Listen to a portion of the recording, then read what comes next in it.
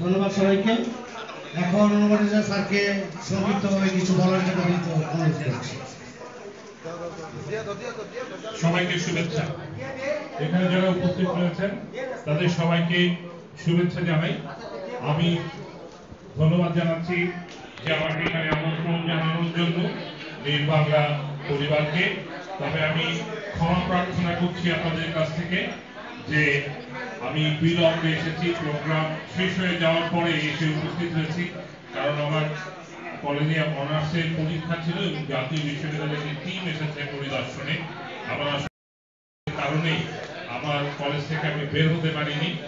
এই জন্য আপনারা জানেন যে পাবলিক পরীক্ষার একটি নিয়ম রয়েছে। আমি এই কারণে কথা দিয়ে আপনাদের এখানে উপস্থিত হতে পারিনি যথাসময়ে। এই জন্য আমি খুবই দুঃখিত, ক্ষমা প্রার্থী এবং লজ্জিত। আপনাদের কাছে ক্ষমা প্রার্থনা করছি এবং আপনারা আমাকে এখানে আমন্ত্রণ জানিয়েছেন, সেটাও এই জন্য আপনাদের আবারও ধন্যবাদ এবং ধন্যবাদ। ধন্যবাদ ডক্টর